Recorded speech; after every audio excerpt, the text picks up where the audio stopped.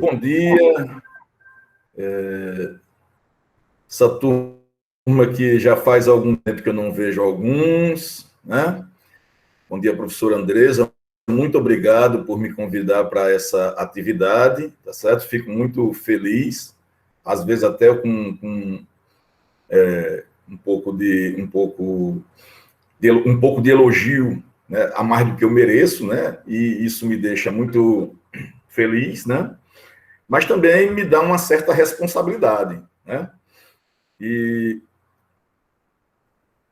quando a Andresa me convidou, e a gente sempre tem muita coisa para fazer, eu já queria me disponibilizar, caso a gente não consiga dar conta, né, de toda a discussão hoje, que eu queria deixar à disposição, viu, Andresa, para, em outro momento, poder complementar, porque fazendo uma análise mais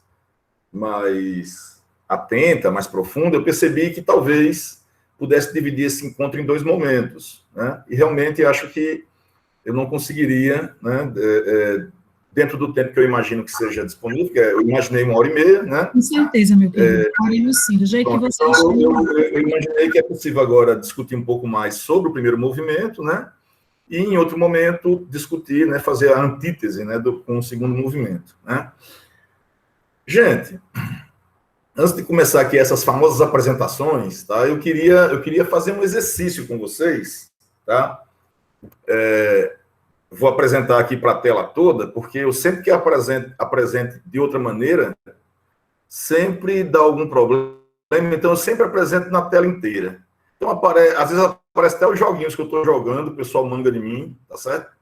Eu tenho que ter cuidado com essas minhas colocações mais, né, cotidianas, já que vai ser gravado no YouTube, a gente quer que garanta uma qualidade do ponto de vista técnico, mas eu não consigo parar de falar das minhas brincadeirazinhas que acontecem de vez em quando. Mas hoje não vai aparecer os joguinhos que eu jogo, não, viu, gente? Então, vocês estão vendo aí a tela, né? A tela onde vocês aparecem, né? E eu vou chamar aqui a atenção de vocês. Aqui é a minha tela do Google, né? Vocês devem estar vendo. Eu vou chamar a atenção de vocês para um termo interessante, né? A gente vai tentar até... o pessoal disse que não aprende outros idiomas, tá? Eu vou colocar aqui no tradutor e vamos, antes de começar a nossa discussão de hoje, vamos aqui tentar aprender um outro idioma, tá certo? Eu vou colocar aqui uma palavra em português, que a gente conhece muito bem. O meu computador é um pouco lento. E vou traduzir essa palavra, não vai ser para o inglês, também não vai ser para o português. Eu vou traduzir essa palavra para russo, né? Então, hoje é dia de aprender russo. Olha aí, pessoal. Está aí a palavra ensino em russo, né? Eu vou ver se eu consigo... Eu vou ver se o som vocês escutam, né? Para ver como é que é a pronúncia. Обучение.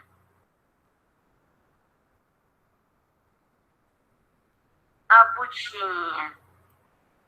Vocês conseguiram escutar a pronúncia?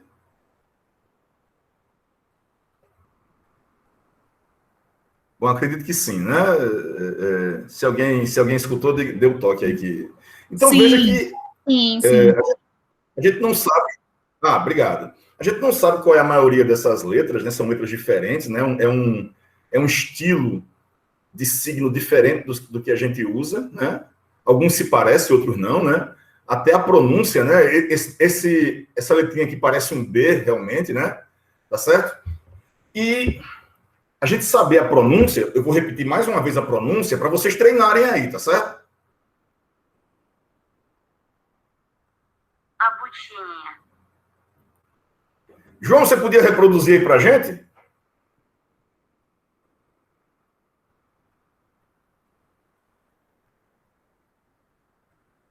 João? Bom, ela está aqui com o som aberto. Vou pedir para ela. Posso ajudar? Valesca? Pode, sim. Mas eu acho que você já traduziu isso muitas vezes, ou melhor, você já pronunciou essa palavra muitas vezes. Eu vou pedir aqui para a Valesca pronunciar a palavra. Você poderia, Valesca?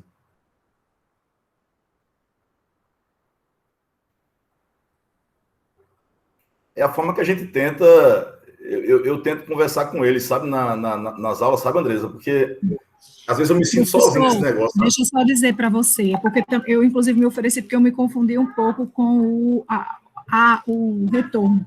Para nós, está aparecendo novamente o espelho da tela, não está naquela tela que você mostrou, que tinha expressão em russo. Perfeito, perfeito. Maria Adna gostaria de fazer a pronúncia? De tentar, né, pronunciar? Pode ser, Ferreira. Coloca novamente só para mim ouvir. Coloque sim. Vou colocar lá, ó. Abutina. Pronuncia aí pra gente, por favor. Pronto, muito bem. Abutina. Essa aí é a pronúncia russo-sertaneja, né? Russo-santacruzense, né? Muito bem.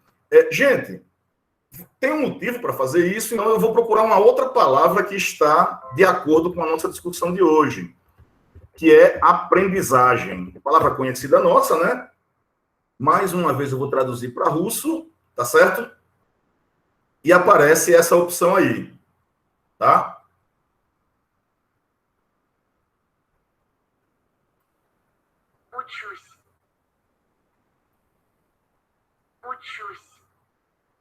Você já pensou, então, como é que seria a pronúncia numa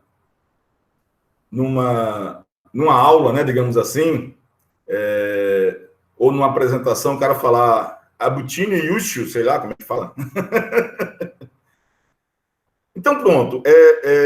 Aqui nós temos essa tradução, eu vou retornar posteriormente, tá certo? E vocês vão entender por que a gente fez essa atividade, né? Daqui a aquisição, aprendizagem, obtenção, né? Você encontra aí as palavras que são utilizadas em russo. Eu vou retomar isso posteriormente, tá? Bom, agora no que diz respeito ao que a gente vai discutir hoje, ok?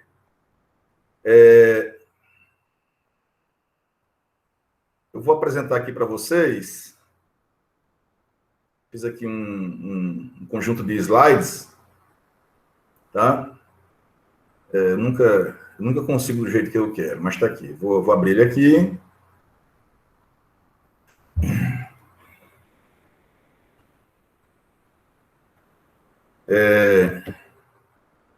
Se vocês não se incomodarem, enquanto eu estiver apresentando, eu vou tirar aqui o vídeo, tá certo? Eu prefiro assim. Se tiver algum problema, eu retorno aqui com o meu rostinho bonito, tá? Bem penteado. Então, veja bem.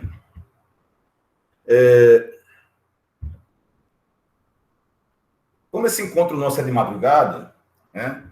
Coloquei aqui um cafezinho para a gente pensar aqui. Eu já tomei o meu cafezinho, né? Para ficar acordado, né? E, em princípio, né? Eu escolhi esse título, né? Para a gente,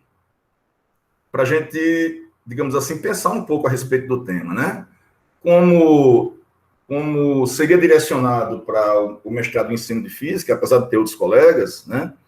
A gente pode fazer uma tradução, né, livre, que o que um professor precisa saber, né? Behaviorismo, o que é que um professor precisa saber, né? Na verdade, eu gostaria de pedir desculpas, né?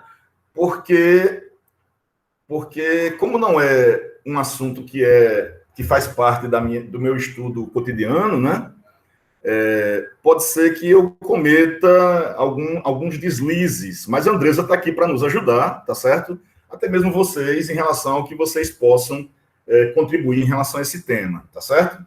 Então, assim, já vou adiantando que não é um tema que eu estudo com profundidade, tá? No entanto, tive acesso a esse tema desde que eu me encontrei no curso de licenciatura, considerando que a pedagogia atual, né, as ideias mais atuais a respeito de aprendizagem, né, critica de uma certa maneira, tá, essa corrente, né, essa corrente de pensamento que se estabeleceu no mundo científico no século XIX, tá, e posteriormente no século XX.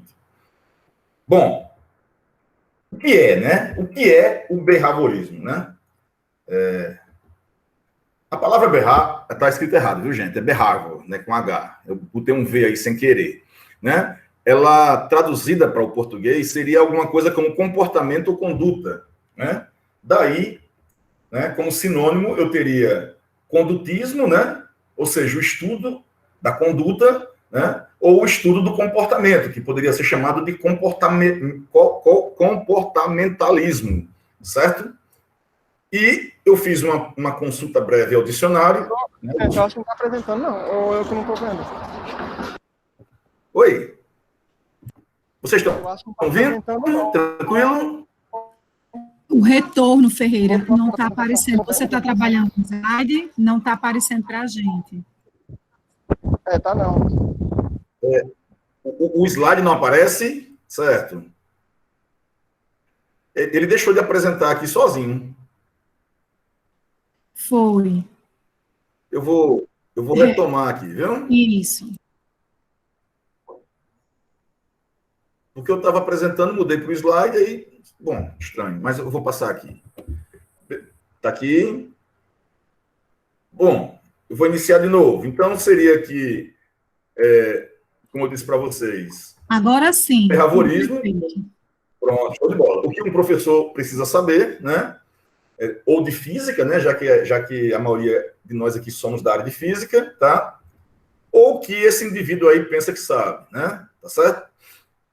Então, já tinha discutido com vocês o que é, né? Essa palavra behavior aí tá incorreta, né? Tem um V no lugar do H, tá? Seria, traduzindo, comportamento ou conduta, né? Sinônimos do behaviorismo: condutismo, comportamentalismo, tá? São termos também utilizados para representar essa linha de pensamento, tá? E uma pesquisa rápida no dicionário do Google, tá?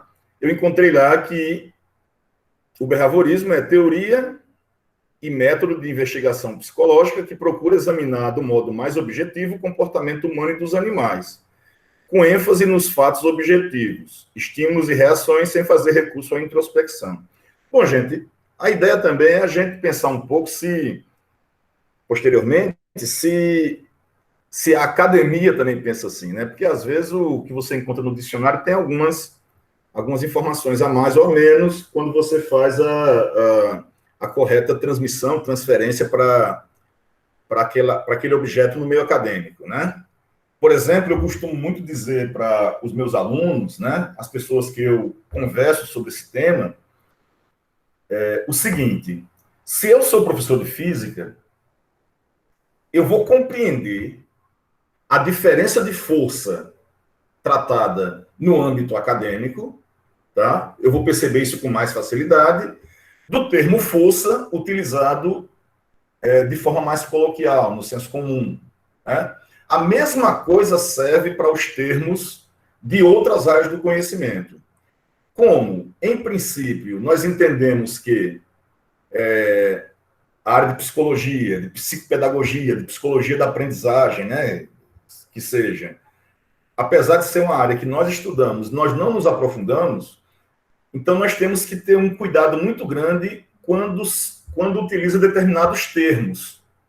Por exemplo, em princípio, escola tradicional não é sinônimo de behaviorismo, né?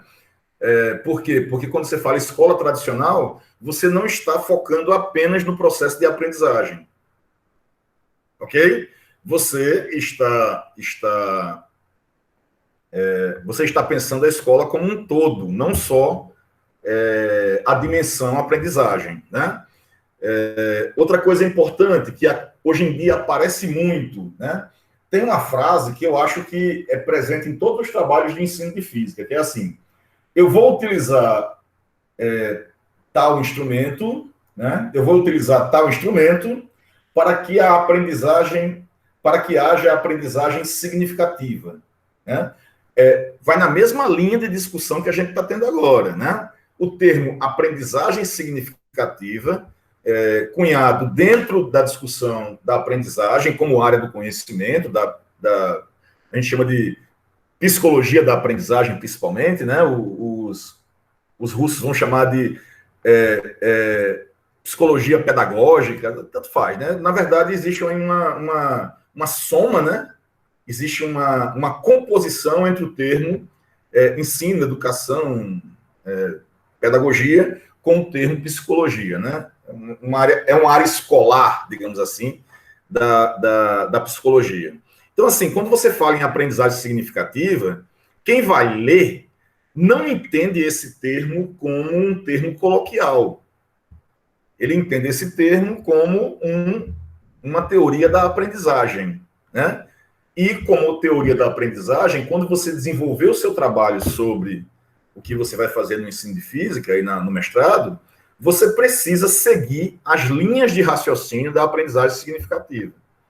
Então, antes de qualquer discussão que a gente possa ter sobre qualquer área científica, é muito importante a gente estar atento para esses termos, né, que eles diferem, né, no mundo objetivo, no senso comum, tá? Eles diferem da situação em que você está discutindo academicamente, ou seja, dentro das ciências humanas ou das ciências naturais, tá?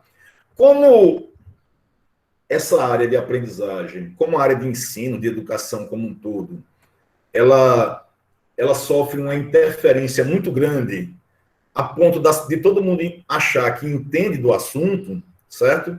Então, é natural que a gente cometa esses deslizes mais na área de ensino do que na área específica nossa, certo? Já que muita gente escreve sobre ensino, né? Muitos professores mesmo, que têm a formação em nível de licenciatura, também escrevem de maneira livre, colocam na internet, colocam os seus trabalhos na internet. Então, assim, é muito importante, sempre que você procurar ler algum tema, né, de qualquer área, e notadamente da psicologia da aprendizagem, você esteja atento para textos que apresentam argumentos de autoridade. Tá certo? Então, essas duas informações que eu passei para vocês têm a ver com o próximo slide. Aí, apareceu tudo de uma vez, né? Vamos lá. Primeiro, as teorias da aprendizagem, né, elas têm nome, né? Elas têm um significado, e esse significado, né, pode diferir, né, dos significados do senso comum, né? O Marco Antônio Moreira é um pesquisador da área de ensino de física, né? Lá do Rio Grande do Sul, tá? E a gente pode dizer que alguém com essa experiência e com o nível de trabalhos acadêmicos que ele tem, tá? É alguém que utiliza argumentos de autoridade, tá? Para falar sobre o tema. Então, quando eu vou falar sobre qualquer área, qualquer tema, qualquer escola da psicologia da aprendizagem, principalmente quando eu vou falar para professores de física, ou quando eu vou falar sobre o tema para estudantes da licenciatura, tá? Eu tomo como referência o livro do Marco Antônio Moreira, tá? Inclusive, essa capa aqui é uma capa um pouquinho mais antiga, tá? Eu acho que essa capa aqui é da edição de 1999, tá? Pode ser até que seja uma das primeiras edições desse livro, ok? E do ponto de vista de entendimento, tá? Seria um ótimo livro para vocês pesquisarem, Ferreira, né? Inclusive, dentro do nosso G-Sala de Aula, a gente, além de colocar os tópicos de aula uma por uma, por exemplo, essa sua aula de hoje corresponde à aula, exatamente à aula de número... Vocês estão checando aí, queridos, qual é a aula de hoje? Hoje é a aula de número 8.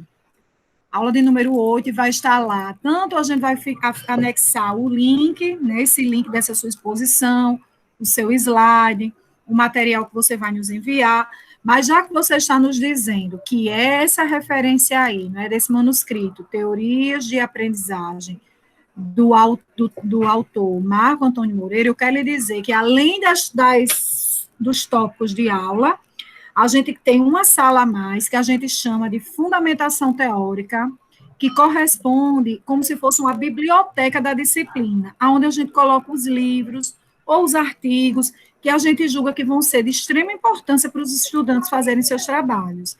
Aí, esse livro aí que você está mencionando, nós temos ele na versão e-book integral, e ele está depositado exatamente na nossa biblioteca virtual dentro da disciplina, tá bom?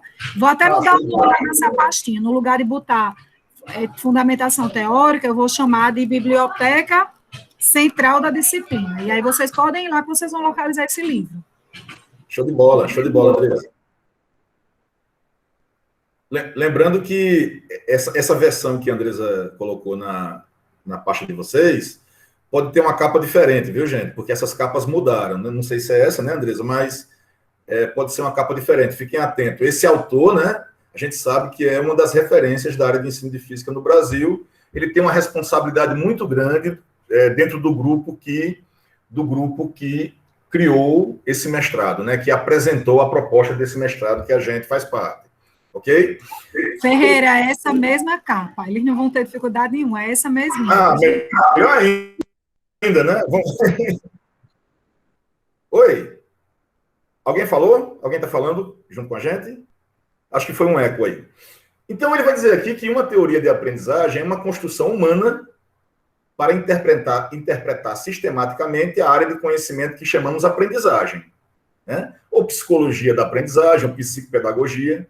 Representa o ponto de vista sobre como interpretar o tema aprendizagem, quais as variáveis, tá? E tenta explicar também o que é e como e por que, né, essa teoria de aprendizagem funciona. Okay?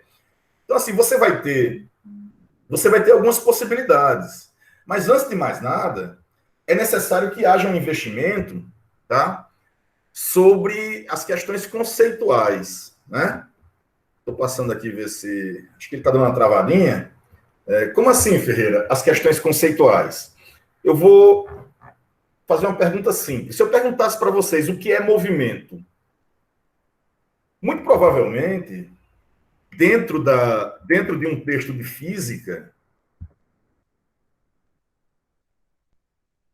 eu vou interromper aqui porque o computador está travando para mim, então eu vou interromper a apresentação, tá? E eu volto com ela já já.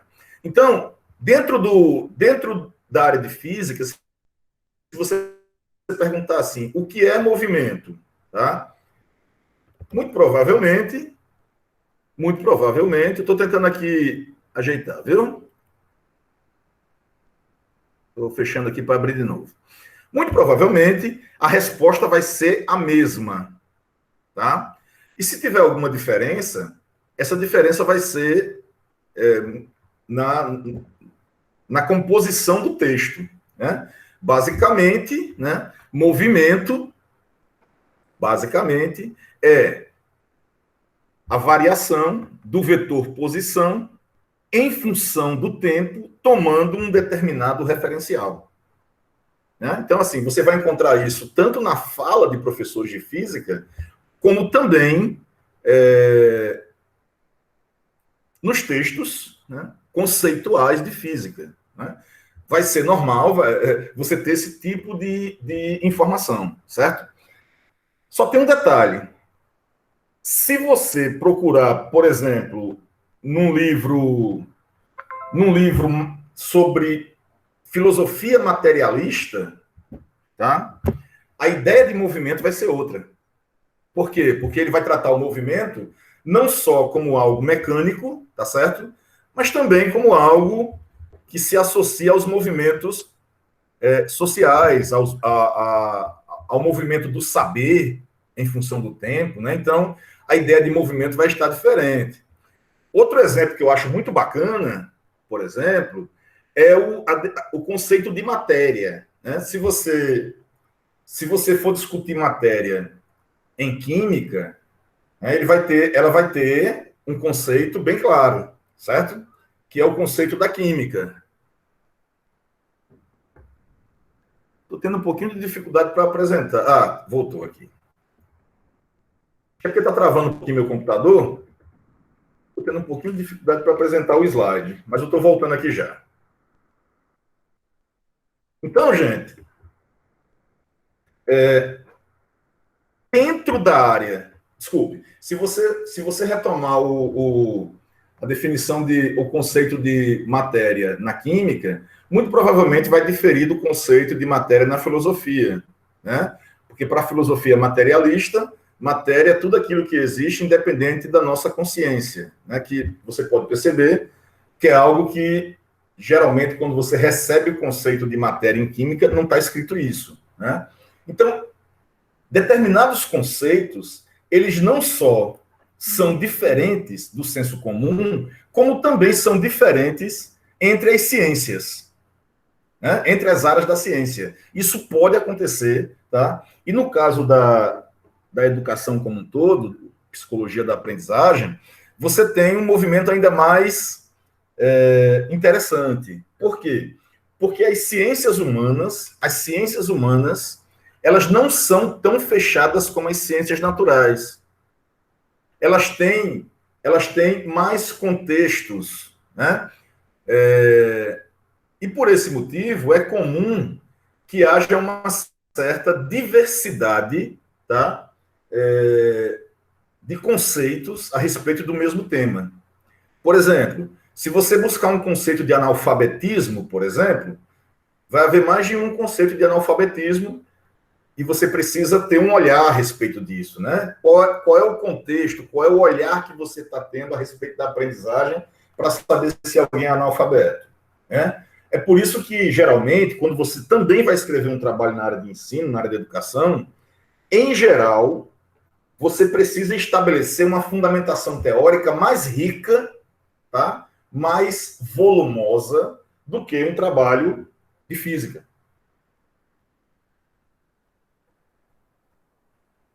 Não que o trabalho de física não tenha uma fundamentação teórica, ele precisa ter, claro, né? No entanto, muitos termos das ciências naturais já estão tão bem estabelecidos que eles não precisam de fundamentação, já que existe um grande consenso a respeito de determinados termos, como, por exemplo, movimento. Você não precisa explicar para o leitor, né, que vai ler a sua dissertação, você não precisa explicar para ele o que é movimento, na maioria dos casos, se você for fazer um trabalho da área de física. Por quê? Porque o conceito de movimento, pelo menos para o profissional especializado, né, já vai estar bem definido. Então, se a gente for discutir o conceito de aprendizagem, o que é aprender, tá? Eu vou apresentar aqui 2 autores e o que eles falam sobre aprendizagem, tá? Para a gente ver que há uma certa polissemia, né? Há uma certa diversidade nas ideias associadas aos estudos da aprendizagem. Vamos ver aqui. Minha esperança é que passe. Um deles é Skinner, né? Não é exatamente o conceito, mas é um texto que eu retirei aqui de um material, de um livro escrito por Skinner e publicado em 1974. Não me recordo agora qual era o título do livro, mas eu posso passar isso para vocês posteriormente. O objetivo da educação pode ser expresso em termos comportamentais. Um professor planeja contingências nas quais o aluno adquirirá comportamento, que lhe será útil mais tarde, em outras contingências, em outros assuntos, né? em outros problemas. Tá? As contingências instrutivas devem ser planejadas. Não há outra solução. Os comportamentos a serem construídos antecipadamente são tanto uma questão de pensamento produtivo e de criatividade, quanto de simples fatos e habilidades. Ou seja, ele está também colocando agora no final, né, que os comportamentos eles estão associados tanto para as tarefas mais simples, né, quando ele fala fatos e habilidades, você pode pensar um pouco sobre atividades manuais, coisa desse tipo, como atividades do pensamento, tão complexas, né, como a criatividade, certo? Então, essa é uma visão, né, desse psicólogo, né, Skinner, que a gente vai ver hoje que é um dos expoentes do behaviorismo, tá? Veja que aqui está muito forte o seguinte, ó, comportamental, né, o que caracteriza a ligação de Skinner com o behaviorismo, certo? Também aqui tem uma coisa interessante, planejamento, né?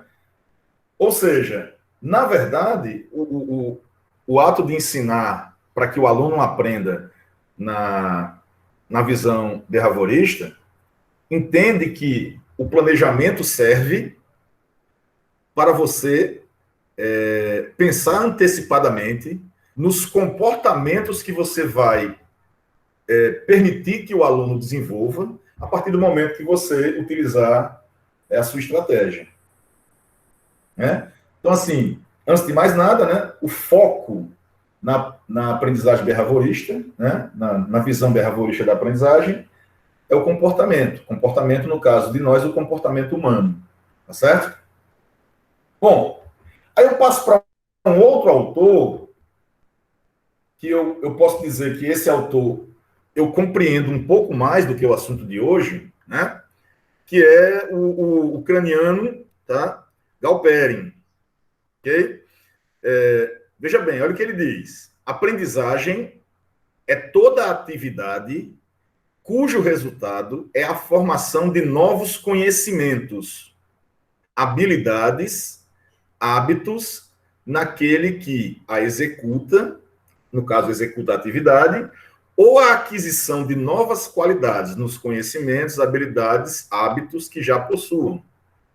Ele vai falar um pouco mais sobre a questão do vínculo interno que existe entre a atividade e os novos conhecimentos e habilidades, residem no fato de que, durante o processo de atividade, as ações com os objetos e fenômenos formam as representações e conceitos desses objetos e fenômenos. Ou seja, já o Galperin, ele transfere o foco da aprendizagem do comportamento para a atividade humana. E o que é a atividade humana? A atividade, assim como a comunicação, é a forma como nós, humanos, interagimos com os objetos. Isso é atividade, tá?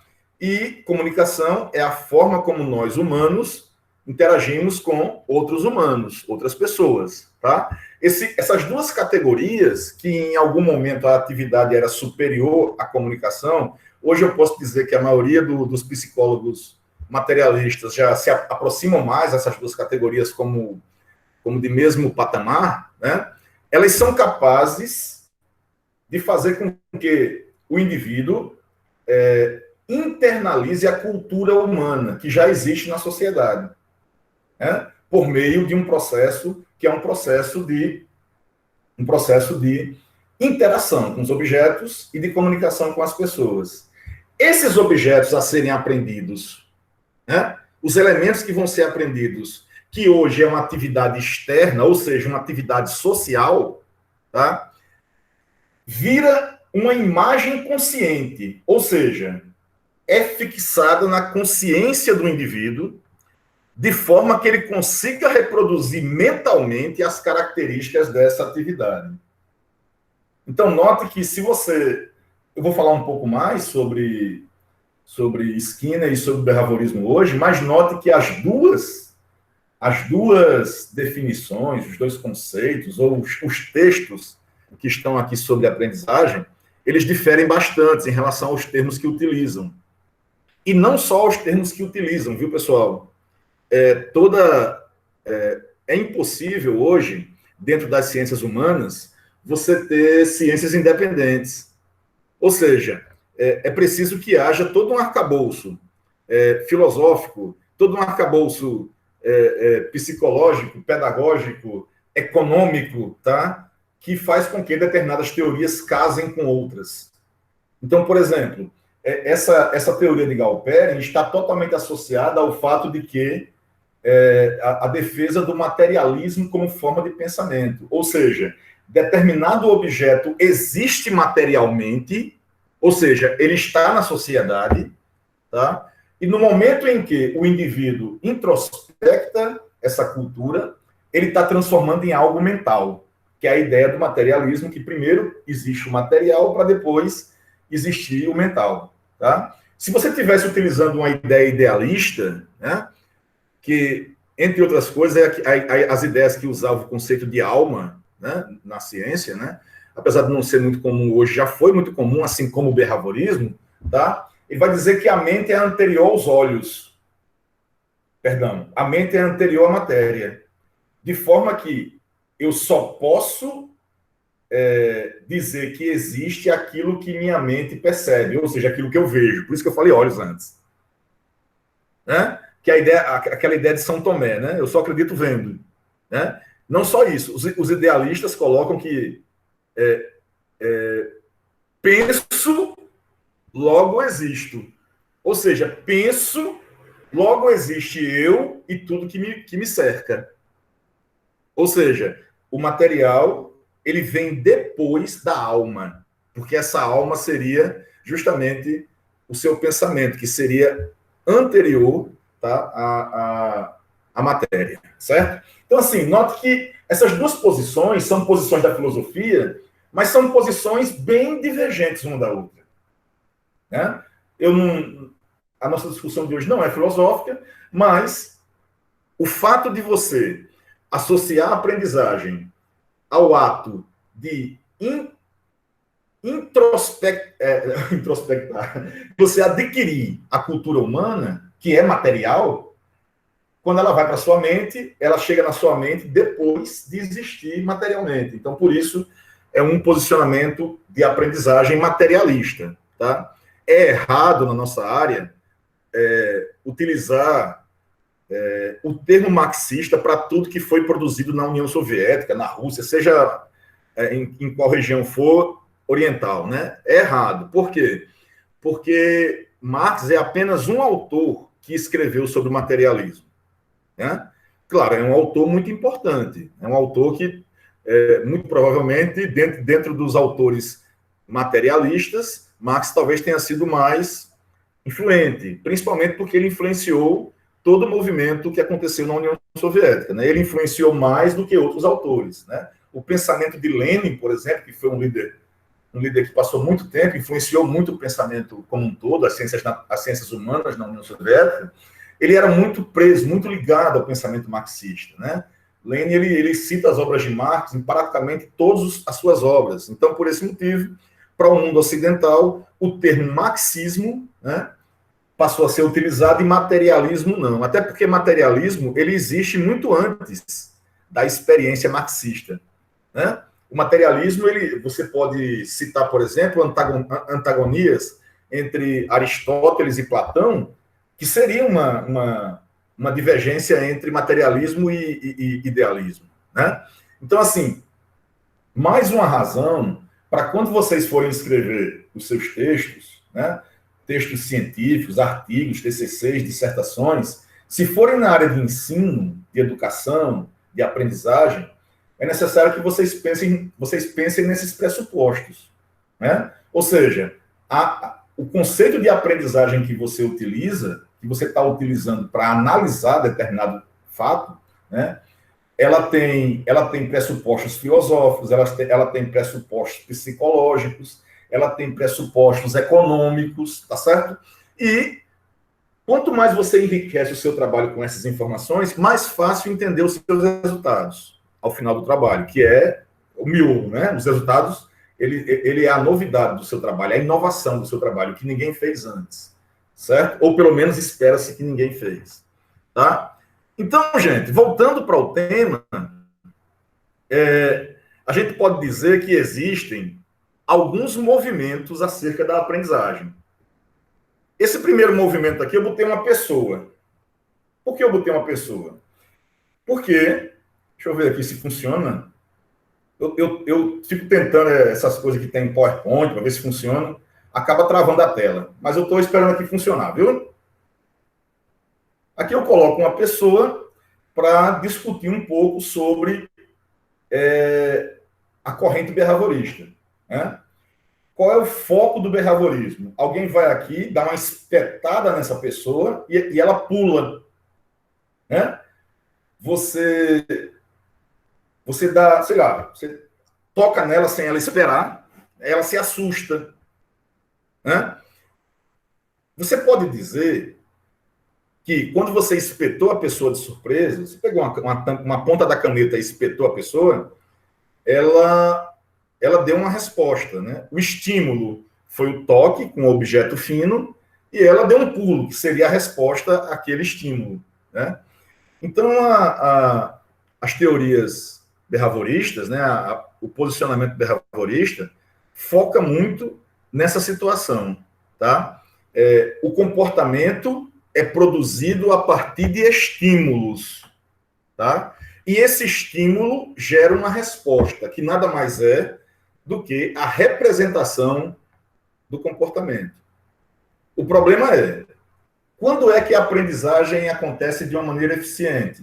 Quando esse comportamento passa a ser recorrente, né?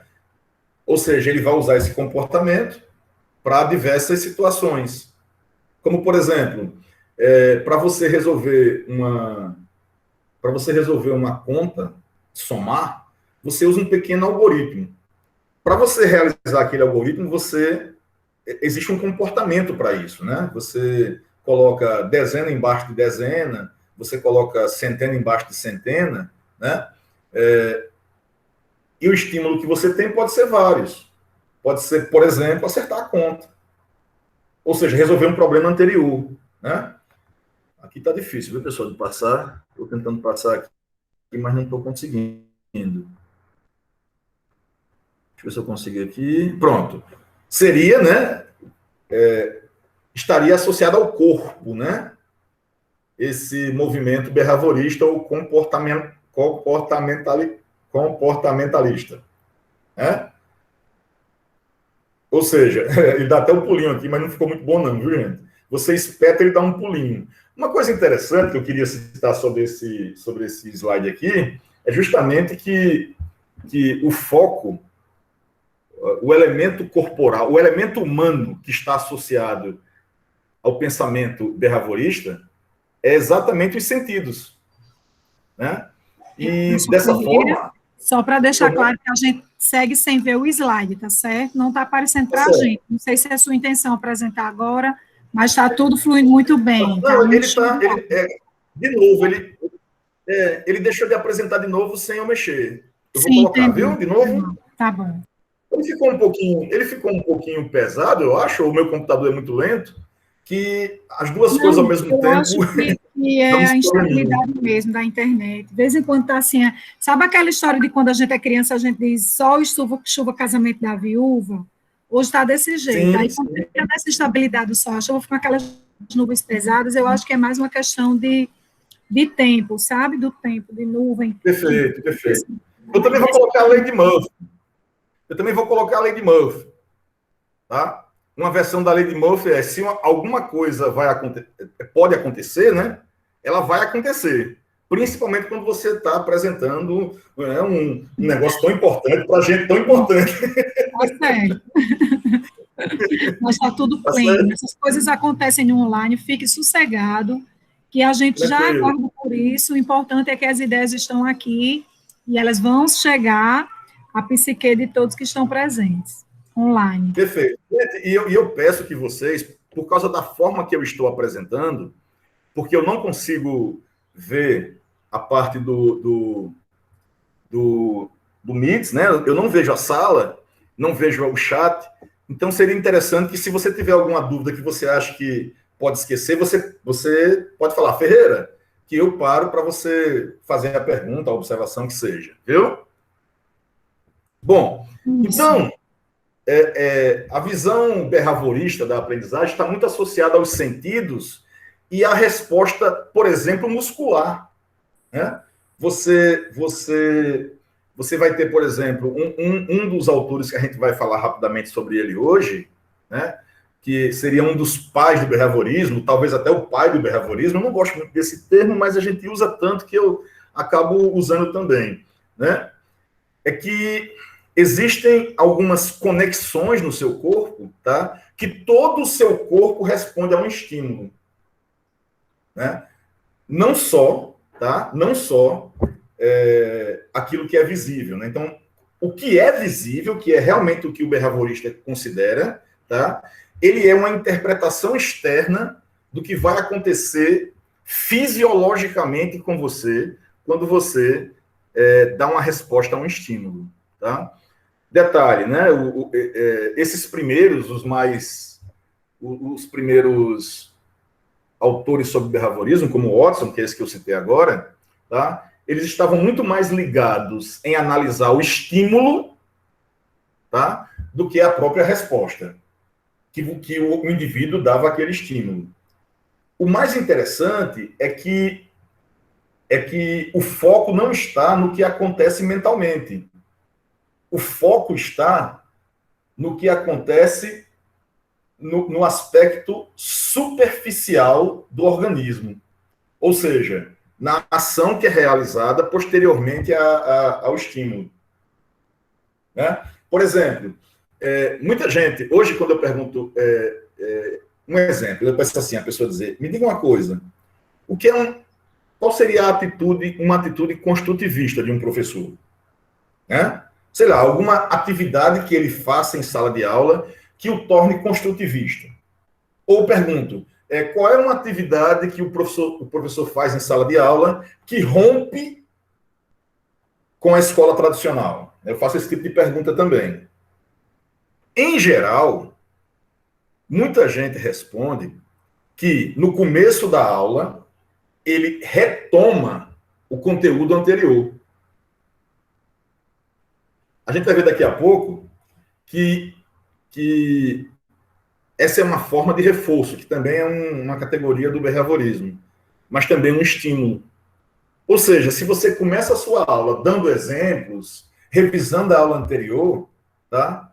Se você quer que esse estímulo produza uma atenção maior nos alunos, porque você está discutindo o assunto do ponto de vista prático, você está sendo behaviorista. É uma atitude behaviorista. Por quê? Porque você percebe o resultado imediato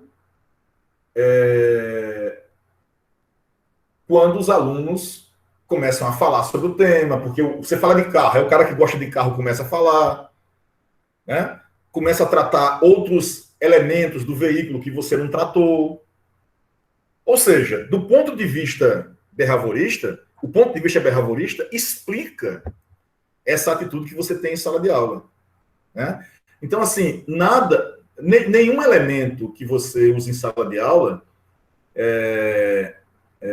vai ser considerado isso, comportamentalista, humanista, etc., tá? Se simplesmente pelo fato dos outros colegas não fazer. Ou seja, você não teve esse tipo de discussão em sala de aula, no seu tempo. No seu tempo, vamos supor, no meu tempo era assim, o professor chegava, enchia o quadro, dava uma explicação que todo mundo ficava de boca aberta, mas ninguém entendia, certo? E ia embora. Aí depois fazia uma prova, fazia exercício, fazia prova, não sei o quê, parará. Então, assim, eu não estava conformado.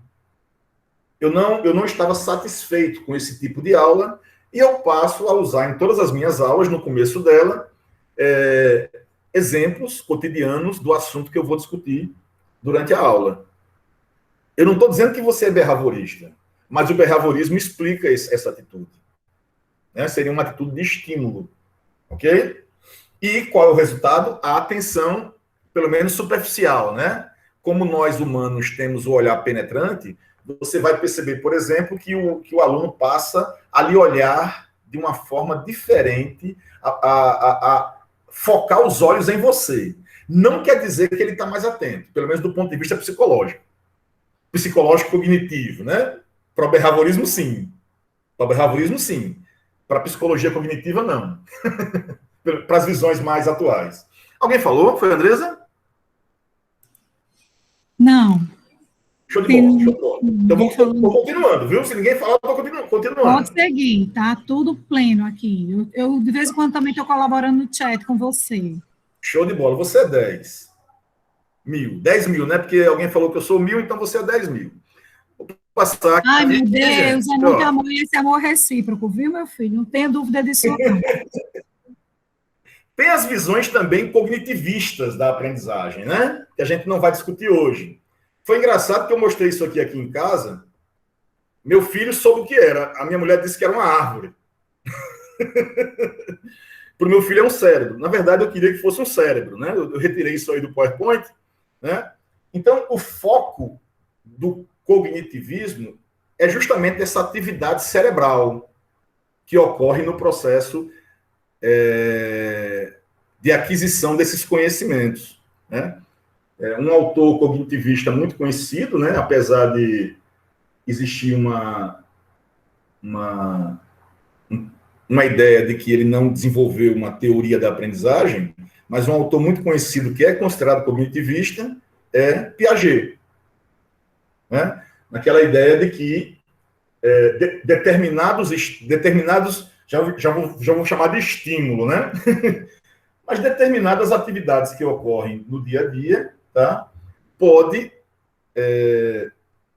direcionar a cognição para aquela informação. Por exemplo, quando eu falo muito de conflito cognitivo com vocês em sala de aula, porque eu acho que é um tema que merece uma atenção especial quando você discute a educação como um todo e a educação científica, o conflito cognitivo é um processo cognitivista, né? Que é explicado por meio, né, das teorias cognitivistas, tá? Vou passar aqui um pouco. E, opa, a gente diria que a visão humanista ela está mais preocupada com o indivíduo como um todo. Não vou entrar em muitos detalhes hoje, porque não vai dar para discutir essa parte do assunto, né? Mas a gente se coloca à disposição para um outro momento. Gente, aí eu faço uma pergunta, né? Minha pergunta é essa: é possível você pensar em uma teoria, ou mais de uma teoria? Aqui era para ter um negócio pulando, mas não está fazendo não, só está a mulher rodando aí, certo? É possível você ter uma teoria da aprendizagem que visse todos esses fenômenos e ainda mais a interação entre pessoas, não visse só a pessoa como indivíduo, mas visse a pessoa como o coletivo, né? Essa é uma pergunta que eu vou deixar para a disciplina, né? A professora Andresa vai discutir com vocês essa questão quando vencer a discussão sobre as demais teorias da aprendizagem, tá certo? Na verdade, eu milito muito, tá? Na psicologia da atividade e da psicologia histórico-cultural, né? Que ela se propõe a realizar o que a Andresa colocou agora há pouco, a realizar o salto qualitativo. Como assim? Quando você tem um movimento que você não está satisfeito, né, e você quer mudar algumas coisas daquele movimento, geralmente você não muda completamente. Ou seja, vamos usar o termo escola tradicional, que é mais comum. Quando você olha para a escola tradicional, ela tem pontos positivos e ela tem pontos negativos. Mas a escola tradicional era a melhor forma de atender os objetivos do ensino e da aprendizagem de alguns anos atrás. Porque a ideia de alguns anos atrás era que você, na educação básica, você formasse um grupo seleto de pessoas para que essas pessoas pudessem assumir as funções mais destacadas do pensamento, né? Do pensamento científico, da engenharia, da filosofia, né? Das humanidades. Então, você tinha um movimento muito forte do processo, da escola, das políticas escolares, para que entrasse um grande grupo de pessoas e, como um funil, você fosse diminuindo até chegar no final da educação básica e pouquíssimas pessoas iriam para o ensino superior. E, inclusive, o ensino médio era justamente a etapa que você tinha o último afunilamento. O ensino médio era o momento que você, pessoal, não é minha fala, viu? Separava o joio do trigo, né? E no final você tinha uma espécie de polpa da fruta que você recebeu inicialmente, né? Tá certo? Então, para aquele modelo de educação, a escola tradicional e as considerações behavioristas, né, tinham uma utilidade para aquele modelo, né? Não vou entrar nessa discussão hoje, mas em algum momento da história, a humanidade, a sociedade, não foi a escola, não foi a ciência, mas o mundo todo resolveu que a escola deve ser, a escola básica, né, a educação básica, ela deve ser apresentada, ela deve ser direcionada para todos. Ou seja, o acesso à escola é um bem universal. O acesso à educação básica é um bem universal. Deve ser dada essa oportunidade a todas as pessoas da Terra, né? Mesmo que essa pessoa tenha, por exemplo, uma deficiência tripla, como, por exemplo, a pessoa ser cega, surda e com problemas mentais. Ela tem direito à educação por essa nova forma de pensar, né? Coisa que dificilmente ela teria na visão em que você seleciona um grupo seleto de pessoas, né? Muito provavelmente, essa visão a respeito de todos terem acesso à educação, muito provavelmente ela tem a ver com o processo do aumento do consumo mundialmente, né? Existem alguns produtos que todos nós temos que consumir, né? Para que estejamos conectados ao mundo, não só o celular, né? O celular é o exemplo máximo, né? Então, assim, a pessoa que é alfabetizada, ela tem que estuda, né? Ela tem que estar preparada, por exemplo, para assumir uma posição de trabalho, por exemplo, de um caixa de supermercado. Mas no caixa de supermercado, ali tem alguns aparelhos tecnológicos e tem algumas ações que ela vai precisar ter nessa função, que ela precisa ser, pelo menos, ter uma educação básica para conseguir atingir aquele nível digamos, de abstração, né? Então, assim, existe um processo muito grande, atualmente, para que as pessoas elas possam ter o mínimo para participar do processo produtivo como é hoje. E quanto mais pessoas você estiver com essa situação, isso é um ponto negativo que eu vejo da visão hoje do ensino, né? Eu vejo mais pontos positivos. Mas o ponto negativo que eu vejo é quanto mais pessoas prontas para consumir e para ocupar posto de trabalho, tá? Menos poder de barganha as classes trabalhadoras têm. Como eu vejo muito a visão de luta de classes como uma interpretação do mundo, né? Uma interpretação da sociedade, né? Muita gente confunde luta de classes com guerra, como se a gente fosse pegar um bocado de cabo de vassoura e meter na cabeça do cara que é dono do Nordestão. Não, luta de classe não é isso, tá? Luta de classes são tensões que existem entre classes sociais devido a uma relação de interação entre elas, né? Antigamente usava-se uma relação de interdependência, uma relação de submissão, de interação entre elas, né? Mas eu não vou entrar nisso também, que não é o assunto da aula. Então, voltando para o behaviorismo, o foco de toda a teoria behaviorista é nos comportamentos observáveis. Aquilo que, digamos, em sala de aula, né, ou um psicólogo, clinicamente falando, tá, analisa como resposta ao estímulo que ele deu, que foi produzido. No caso da sala de aula, foi planejado, né? Por isso que, a partir dos anos 50, 60, né, com as obras, principalmente as obras de Skinner, e de umas visões mais atuais, de interpretações de outras teorias da aprendizagem, chegando ao mundo ocidental, você passa a ter a discussão do planejamento como algo fundamental no processo de ensino. Então, se você precisava atingir determinado comportamento, seria mais fácil atingir se você planejasse os estímulos corretos para os comportamentos desejados. Conceitos básicos, né? Existem 4 conceitos muito utilizados no behaviorismo. É o estímulo, tá? Que é uma ação que é feita externa ao indivíduo e que ele dá uma interpretação fisiológica, ou seja, ele sente o estímulo, e a partir disso ele dá uma resposta. A resposta nada mais é do que o próprio comportamento. Né? No entanto, para que essa resposta seja dada de maneira mais adequada, posteriormente criou-se, né, ou discutiu-se, dois elementos também muito importantes, que é o condicionamento e o reforço. Né? O condicionamento seria uma espécie de associação,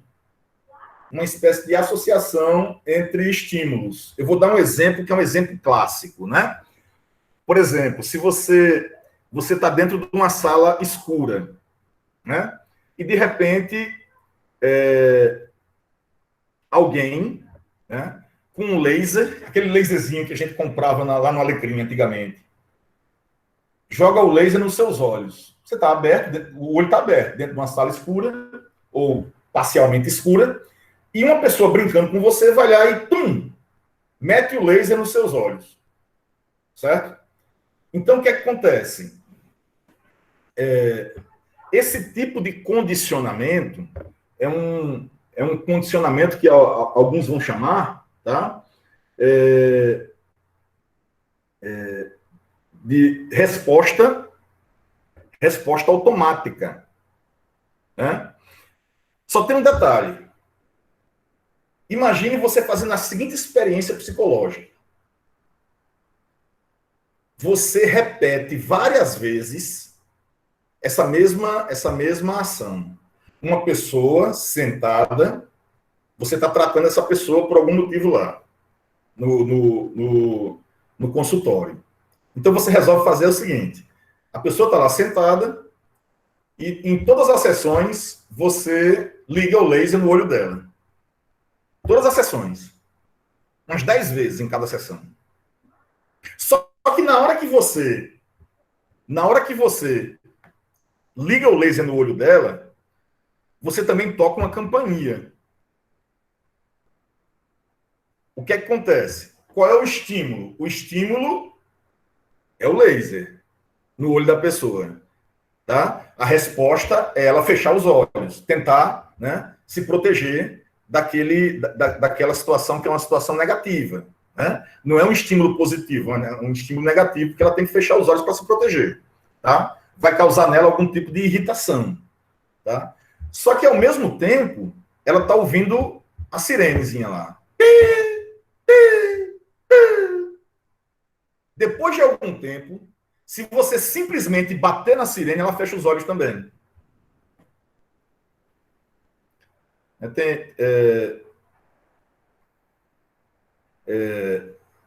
Tem filmes feitos para explicar esse processo. Né? Por exemplo, agora eu não me recordo, qual era o nome, Andressa, daquele filme que o cara era Laranja Mecânica. Laranja Mecânica. Laranja Mecânica, né? Eu acho que sim. Pronto. Esse filme Laranja Mecânica, eles tentam condicionar uma pessoa, né, a ser menos violenta. Né?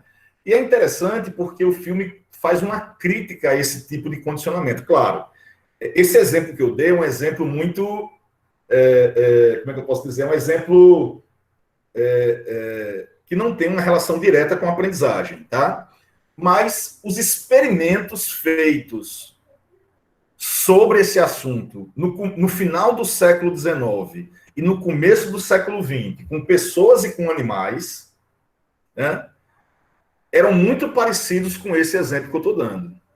Por exemplo, tá, não vai ser estranho se você procurar alguma tese da área de psicologia do final do século XX, né, desculpa, final do século XIX, apareça o seguinte título, né, o efeito do eletrochoque em pacientes com loucura ou pacientes com transtornos mentais, né? Ou seja, o eletrochoque era um estímulo, tá? Para ele não ter determinado comportamento negativo, para que ele conseguisse conviver em sociedade.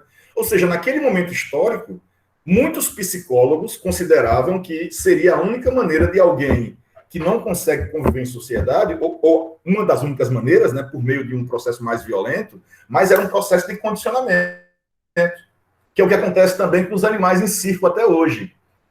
Quando o treinador do animal, como é que chama? Eu ouvi dizer que quem teve Covid esquece as palavras por um tempo, né? Começa a aumentar o grau de esquecimento do caboclo. Tomara que isso não dure muito, né? É verdade, Mas viu? Muito bem lembrado. Isso eu tenho lido bastante. Adestrador, né? Muita incidência, essa queixa, notícias, né, com essa queixa aí de pacientes que superaram o quadro da Covid, mas que apresentam um certo quadro amnético, é verdade. Fique sossegado para ajudar. Eu tenho esquecido mais palavras do que o normal, entendeu? Tenho esquecido muito as palavras simples. Agora, alguém falou, né? Como é que chama? Adestradora. Adestrador, pronto. Tá vendo? Eu tenho esquecido muito as palavras, o pessoal que é meu aluno já deve ter percebido nas nossas aulas anteriores. Eu fico tentando lembrar da palavra. Pois é, então, assim, vamos ajudar o professor. Gostei, viu, Ferreira? Você, de maneira inteligente, conseguiu aí um argumento verdadeiro, né, e bastante sensibilizador para quem está aqui conosco na sala de aula online, passar a colaborar mais com a aula, até por esse motivo, né, que estamos no momento, agora também assim, depois volta, viu, professor Ferreira, não se preocupe não, é um tempo. Assim, porque, assim, o filme, aquele filme com Julianne Moore, que ela é professora universitária e esquece, porque ela vai tendo Alzheimer, né? Ela tem Alzheimer muito nova. Como é o nome do filme? Alguém sabe? Esqueci agora o nome do filme também. Como eu não sou muito dos filmes, eu sou da comunicação, mas eu não sou muito dos filmes, eu vou ficar ali. Esse filme é tão tocante, ele é tão emocionante, que até hoje ele me chama atenção. Então, qualquer processo meu que eu sinta dificuldade cognitiva superior ao que eu sentia antes, né? Porque todo mundo tem alguma dificuldade cognitiva. Só que a tendência é que quando você passe dos 40, algumas coisas vão desaparecendo aos poucos. Tem, até certo ponto, é normal, mas com determinada velocidade pode representar uma patologia, né? Como, por exemplo, o Alzheimer, né? Então, assim, eu tenho um medo que, assim, inexplicável de esquecer as coisas que são importantes para mim, né? Caso eu tenha esse azar, né, de ter uma doença como essa. Certo? Mas voltando aqui, gente. Então, a ideia é a seguinte: alguns desses autores também admitem que a repetição, que a diminuição de tempo entre um estímulo e outro semelhante, né, possam ser úteis para que a resposta aconteça cada vez de forma mais esperada. Porque quando você está aprendendo alguma coisa, é evidente que a resposta tem que ser adequada à pergunta, né? O comportamento seja adequado ao estímulo, tá? Então, para alguns autores, é importante fazer esse reforço, né, que é a repetição muitas vezes, ou simplesmente a aproximação temporal entre um estímulo semelhante a outro, para que a resposta seja cada vez mais adequada. E outros, o condicionamento, ou seja, que são as associações. Quando você vai resolver um problema de física, você tem que lembrar daquelas regrinhas, se ele tiver número, evidentemente, o problema, aquelas regrinhas matemáticas. É uma espécie de tanto você repetir, você condiciona, tá, o seu corpo. Muito importante isso, viu, pessoal? O behaviorismo não falava da mente, necessariamente. Tá? O próprio Skinner ele vai se aproximar da questão linguística, da questão mental também, mas não tanto. Certo? Mas os primeiros era puramente corporal, né? O corpo como um todo, né? Não só o cérebro. Certo? Então, você vai condicionar o seu corpo, né, tá, para realizar essas associações cada vez de maneira mais automática. Né? A ideia-chave, né, do behaviorismo: o comportamento é controlado por suas consequências. Né? Essa é a ideia-chave, como a gente vem discutindo desde o começo. Tá? A professora Andresa citou alguns autores, né, que são autores importantes para esse processo, eu cito também um psicólogo russo chamado Pavlov, né?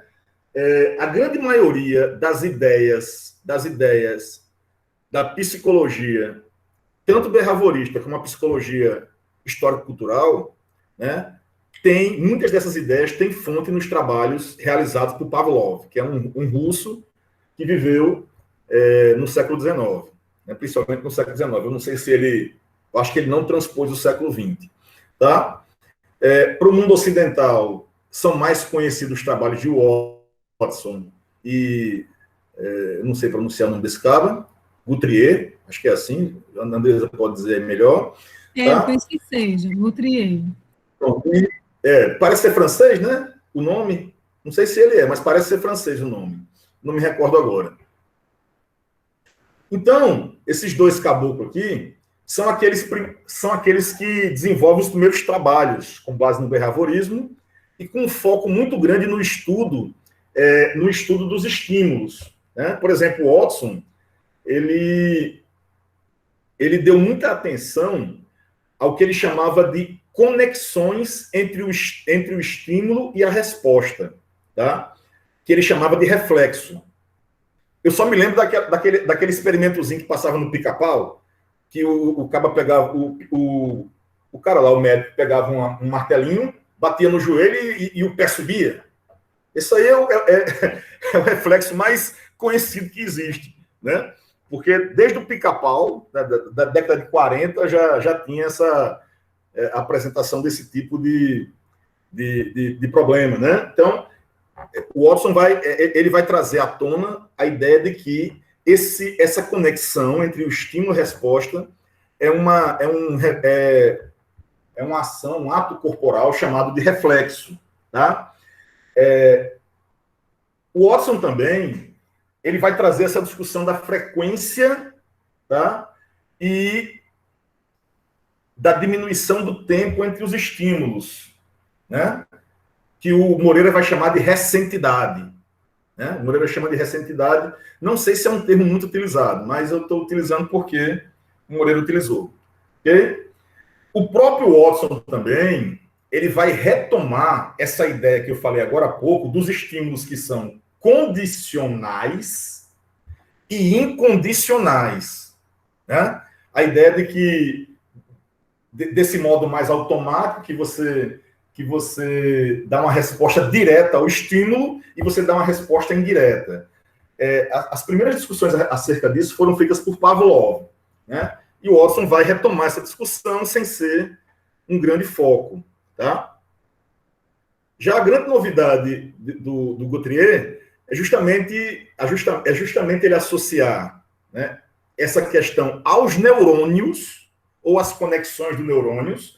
Ou seja, ele não entra em detalhes a respeito disso, né? Ele não chega a fazer aquelas análises cerebrais, né? Que já se fazia à época, né? Você fazia análise de cérebro de pessoas falecidas, né? Ou seja, já existia esse tipo de análise biológica, né?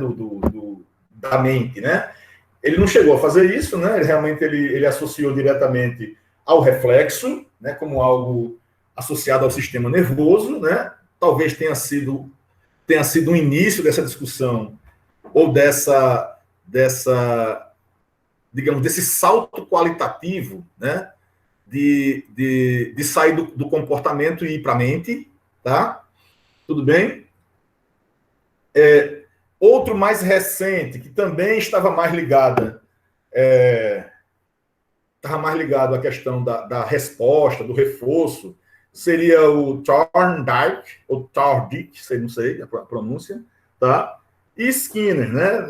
Eu citei Skinner, um exemplo, né, que foi muito difundido por Skinner, né? Mas, por exemplo, o nosso amigo aí, Thorndike, sei lá, estava muito associado à discussão da prática, né? É nele que nasce a ideia de fazer exercícios, né? Porque, segundo esse autor, o exercício seria um efeito de fortalecimento.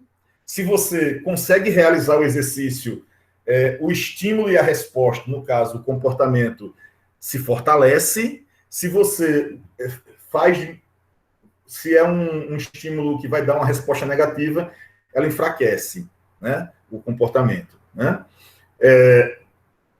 Ele também cria algumas categorias muito interessantes, tá? Que vai dar características à resposta ou ao comportamento, que seriam as características da análise do efeito do estímulo, né? Qual era o efeito daquela resposta no indivíduo, tá? Como eu já disse, da prática, e de outro termo que também foi cunhado na psicologia, também por Thorndike, que é a prontidão, né?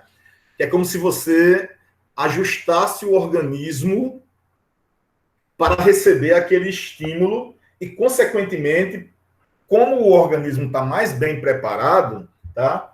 Você consegue ter a resposta positiva. Ok? Eu não vou continuar com o que eu tinha pensado aqui para a esquina, que eu ia falar algumas coisas, porque, além da gente ter planejado para 10h30, eu estou com um compromisso agora às 11h, e eu não vou poder ficar muito tempo mais com vocês. Mas, assim, a minha apresentação seria essa, tá certo? A gente finaliza com essa discussão que eu fiz agora e me coloco à disposição de vocês para, de repente, discutir algo que vocês possam trazer como contribuição, inclusive a professora Andresa.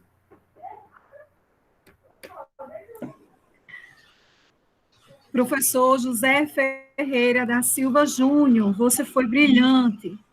Conseguiu fazer com que a nossa sala de aula transbordasse conhecimento, transbordasse reflexão importante, mesmo diante de um tema que, quando chega a hora e o dia pedagógico, né, da abordagem dele, eu me benzo 30 vezes, porque eu digo assim, meu Deus, como trabalhar behaviorismo com os estudantes do mestrado de física, de modo que verdadeiramente a gente possa fazer uma aula estruturante para a aprendizagem desses professores, né?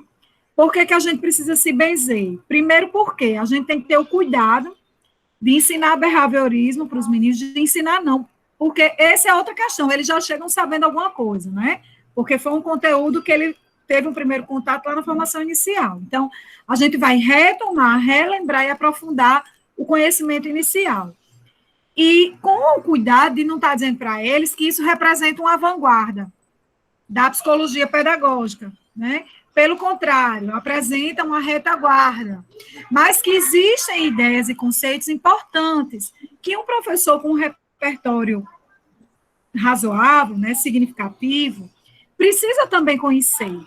E aí, quando eu estava nesse momento de planejar essa aula, eu disse, eu vou ter que chamar uma pessoa que ela não somente compreenda o conceito de behaviorismo e suas variantes, como também seja capaz de se constituir um estudioso do contraponto do behaviorismo, que é para, na medida do possível, quando estiver trabalhando os conceitos, conseguir fazer um movimento dialético, né, de dizer, e eu marquei a história, né, de que um amigo vale muito mais do que dinheiro em conta, é verdade, né? E aí, quando chega numa hora dessa em que a gente se satisfaz e se realiza pelo acerto do convite, é que a gente compreende o que esse ditado popular ele representa. Então, veja, o professor Ferreira veio para falar de behaviorismo, mas porque ele tem profundidade, ele foi trabalhando a ideia de behaviorismo e foi trazendo para a gente a teoria, por exemplo, da atividade.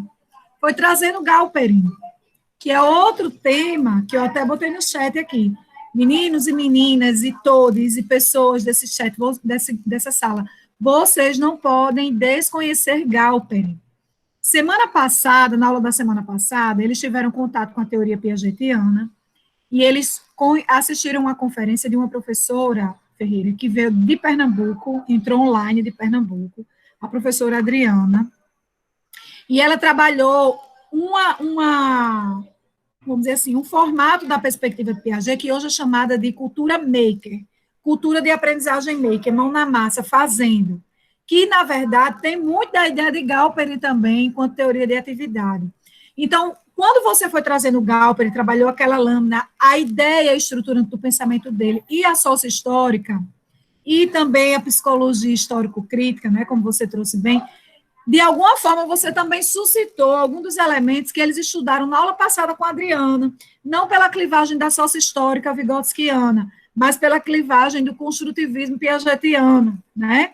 E aí você foi devagarzinho transformando essa aula, que tinha tudo para ser sobre uma ideia, não é? Que eles já conheciam a princípio, que era a ideia do behaviorismo, em algo novo. Por quê? Porque foi uma aprendizagem que ela veio alinhada com outras reflexões, que com certeza só foi possível aqui em nível de mestrado, porque lá na graduação eles não tiveram, não daria tempo e eles não teriam a profundidade cognitiva, vamos dizer assim, para de fato poder alcançar um nível de reflexão e de associações como essa que você fez aqui hoje. Então, muito obrigada, professor, por sua presença, por sua colaboração. Vá em paz para o seu compromisso. Você mais do que cumpriu sua missão aqui junto conosco, uma grande contribuição. Vamos transformar esse link no YouTube, sim, né, para que outras pessoas aprendam com esse seu tempo pedagógico destinado com tanto esmero para nós, né?